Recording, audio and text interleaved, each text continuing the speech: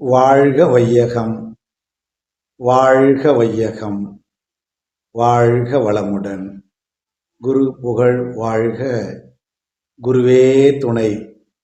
ஆசான் அருள் தந்தை வேதாத்ரி மகரிஷி அவர்களின் வாழ்க்கை மலர்கள் என்ற நூலிலிருந்து நாளொரு நற்சிந்தனையாக இன்று 26/6/2025 சிந்தனையை நாம் சிந்திப்போம். அறிந்தது சிவம், மலர்ந்தது அன்பு.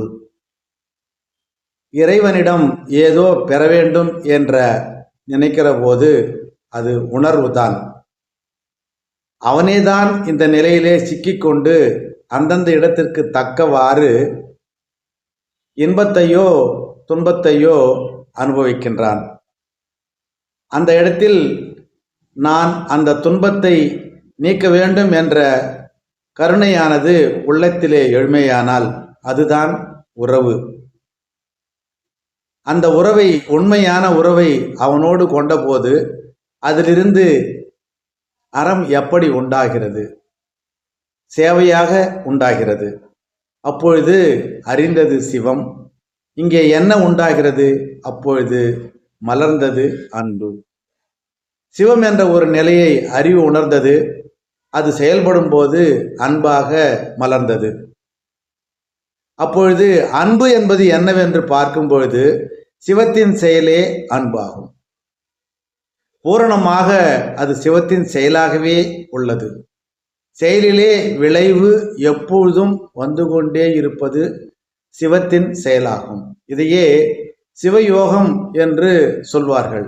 ஆகவே நல்ல செயலை எப்பொழுதும் செய்வேன் என்று ஒவ்வொருவரும் உணர்ந்து மதித்து அந்த உறவு கொண்டு ஒவ்வொருவரும் உணர்ந்து கடமையாற்றி வர வேண்டும். இதைதான் அருட்தந்தை அவர்கள் சிவயோகம் என்கிறார். எப்பொழுதுமே கடமையாற்றி அந்த நிலையிலேயும் அவனை காணலாம். அவனாகவே இருக்கலாம். அவனோடு உறவாக இருக்கலாம், உறைந்திருக்கலாம். உடலால் வேறுபட்டிருந்தாலும் உள்ளத்தால் அறிவால் ஒன்றுபட்டு இருப்பதை உணரலாம். இந்த நிலைக்கு அறிவை உயர்த்த வல்லது, அறத்தை உணர்த்த வல்லது தவமும் அகத்தாய்வும் ஆகும். அந்த தவமும் அகத்தாய்வும் நீங்கள் பெற்றுவிட்டீர்கள், செய்து கொண்டே வருகிறீர்கள். அதனுடைய பலனை உணர்ந்து கொண்டும் இருக்கிறீர்கள். அதனை ஆழமாக மேலும் மேலும் ஆழமாக சிந்தித்து செயல்படுத்தி பயனடையுங்கள். நீங்களும் பயனடைந்து மற்றவர்களும் அந்த பயன் வீசட்டும் என்று அருட்தந்தை அவர்கள் கூறுகிறார்கள். இறைவன் ஆதியாகி இருக்கக்கூடிய அந்த நிலையிலிருந்து தன்னிலை மாற்றம் அடைந்து இந்த பிரபஞ்சம் என்னும் ஒரு நந்தவனத்திலே இறுதியாக பூத்த மனித மலராக பரிணமித்திருக்கின்றான்.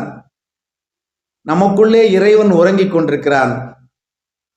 அந்த இன்பத்தையோ துன்பத்தையோ அடைவது இறைவனேதான் என்பதை நாம் புரிந்து கொள்ள வேண்டும். அப்படி இறையை பற்றி நாம் உணர்ந்து கொள்ளும் போது நம்ம கிட்ட அன்பும் கருணையும் பெருகும். இறை உணர்வு பெற்றால் கண்டிப்பாக நாம் அறநெறி வாழ்க்கை வாழ்வோம். அப்பொழுது நம்மிடம் அன்பு பெருகி அதுவே கருணையாக மாறுகிறது. செயலிலே விளைவாய் தெய்வ ஒழுங்கமைப்பிருக்க பயனென்ன தவறிழைத்து பின் பரமனை வேண்டுவதால் என்று அருட்தந்தை கூறுகிறார்கள். செயல் செய்வது நாம், விளைவாக வருவது தெய்வம் என்பதை நாம் நம் அறிவால் உணர்ந்து கொள்ள வேண்டும். அப்படி அறிவை அறிந்த தெளிவு கொண்டு நாம் பிரம்ம நிலையை உணர்ந்து கொள்ளும் பொழுது சிவத்தை நாம் அறிய முடியும். சிவத்தை அறியும் பொழுது ஒவ்வொருவரிடத்திலேயும் அன்பு மலரும். இந்த நிலைக்கு அறிவு உயர வேண்டும் என்றால் அருட்தந்தை அவர்கள் நமக்கு அருள் இருக்கின்றது அகத்தவமும் அகத்தாய்வும். அகத்தவத்தின் மூலமாக மனதினை அமைதிப்படுத்தி அகத்தாய்வின் மூலமாக நம்மிடையே அன்பும் கருணையும் பெருக்கிக் கொண்டு அறநெறியோடு வாழக்கூடிய வாழ்க்கை என்று சொல்வார்கள். ஒழுக்கம், கடமை, ஈகை என்று சொல்லக்கூடிய அறநெறி வாழ்க்கை வாழக்கூடிய வாழ்க்கையை அமைத்துக் கொள்வதற்கு நம்மால் முடியும். இந்த ஜீவாத்மா அந்த பரமாத்ம நிலையோடு ஒன்றி நிற்க நாம் அறிவின் மூலமாக உயர்ந்து நின்று பிறருக்கு தொண்டாற்றி இன்பம் காண முடியும் என்பதை ஒவ்வொருவரும் உணர்ந்து கொள்ளலாம். நாம் ஆழமாக சிந்தித்து செயல்படும் பொழுது அந்த இறையே தன்னிலை மாற்றம் அடைந்து ஒவ்வொரு ஜீவ இனமாகவும் நமக்குள் அறிவாகவும் இயங்கிக் கொண்டிருக்கிறது. அறிவே நம்மை ஆட்சியும் செய்து கொண்டிருக்கிறது.